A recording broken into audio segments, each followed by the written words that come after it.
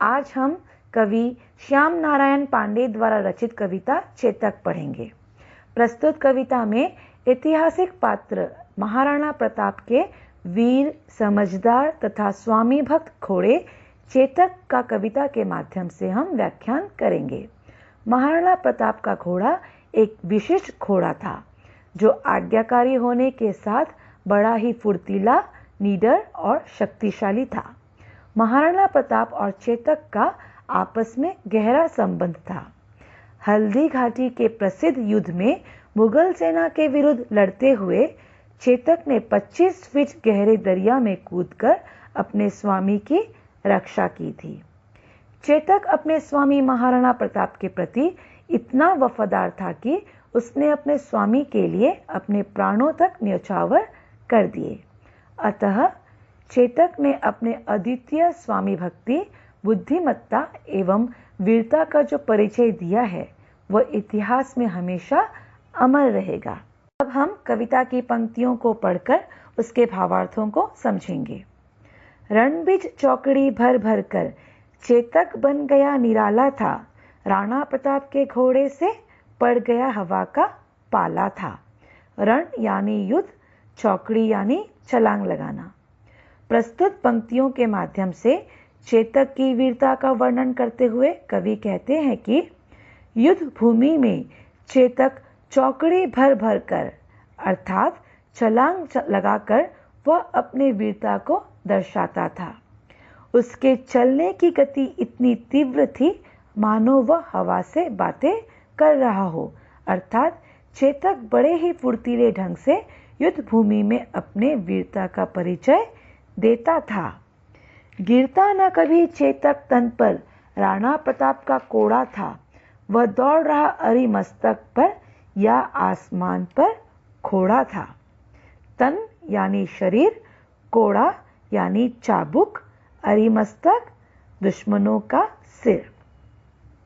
राणा प्रताप का कोड़ा चेतक के तन पर कभी नहीं पड़ता था, क्योंकि वह इतना समझदार था कि वह अपने स्वामी की हर आज्ञा को भली प्रकार से समझ जाता था तथा महाराणा प्रताप उससे बहुत प्रेम करते थे। वह शत्रुओं के मस्तक पर इस तरह से आक्रमण करता था मानो आसमान से कोई घोड़ा जमीन पर उतर आया हो, यानी कोई दैवीय घोड़ा हो जो जमीन पर आ गया हो। अर्थात वह बड़े ही फुर्ती से अपने शत्रुओं के मस्तक पर प्रहार करता था। जो तनिक हवा से बाग हिली लेकर सवार उड़ जाता था, राणा की पुतली फिरी नहीं तब तक चेतक मुड़ जाता था। तनिक यानी थोड़ा, बाग मतलब लगाम, पुतली यानी आंखों की जो पुतली होती है वह।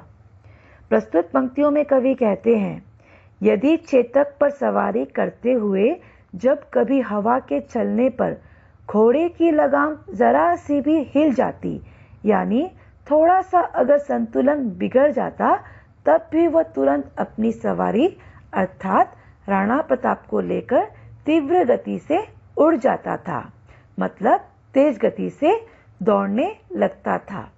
वह इतना सक्रिय या सचेत था कि राणा प्रताप को जिस दिशा में मुड़ना होता था तब उनके आंखों की पुतली के घूमने से पूर्व ही चेतक उस दिशा में मुड़ जाता था।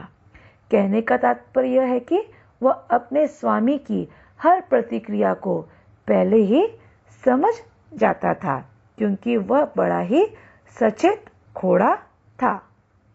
कौशल दिखलाया चालों में, उड़ गया अचानक भालों में, निर्भीक गया वह ढालों में, सरपट दौड़ा करवालों में।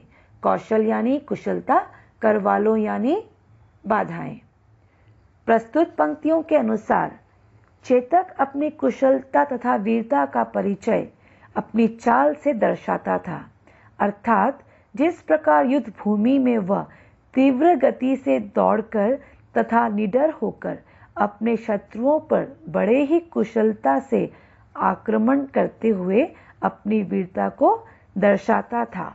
वह निडर होकर युद्ध के समय में भयानक भालों और तलवारों जैसे शस्त्रों के बीच जाकर शत्रुओं पर प्रहार करता और बिना भय के वह नहरों, नालों आदि को पार करता हुआ वह सरपट अर्थात तेजी से बाधाओं में फंसने के बाद भी वह निकल जाता था।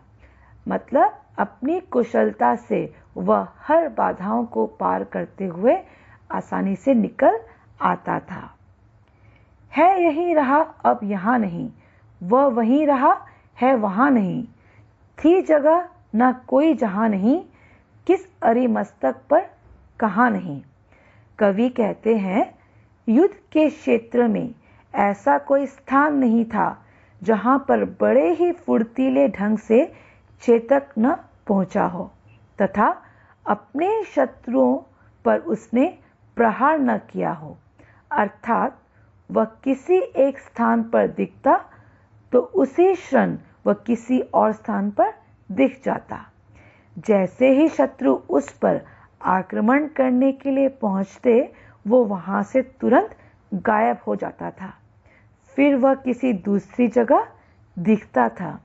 अतः उसने युद्ध भूमि में सभी जगहों में अपना परचम लहराया था। मतलब वह बड़ा ही फुर्तीला घोड़ा था जो सरपट यहाँ वहाँ दौड़ सकता था। बढ़ते नद सा वह लहर गया, वह गया गया फिर ठहर गया। विकराल वज्रमय बादल सा अरि की सेना पर वह खहर गया। नद यानी नदी, विकराल मतलब भयानक, वज्रमय बिजली की चमक के समान बादल, अरि यानी शत्रु, खहर मतलब टूट पड़ना कि शत्रुओं पर आक्रमण करना।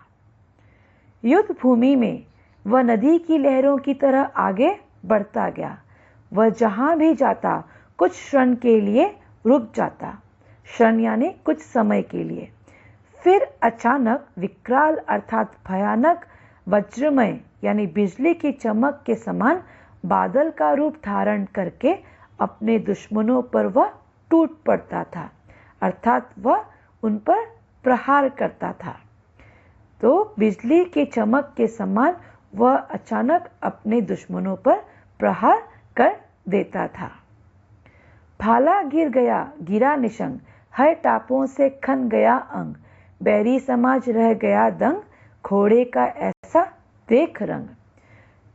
प्रस्तुत पंक्तियों में कवि कहते हैं, युद्ध भूमि में दुश्मनों के सभी भाले तथा तरकश जमीन पर गिरे पड़े थे, क्योंकि है यानी घोड़े की टापों से अर्थात उनके पैरों से दुश्मन पूरी तरह से घायल हो चुके थे और उनके शस्त्र जमीन पर पड़े हुए थे।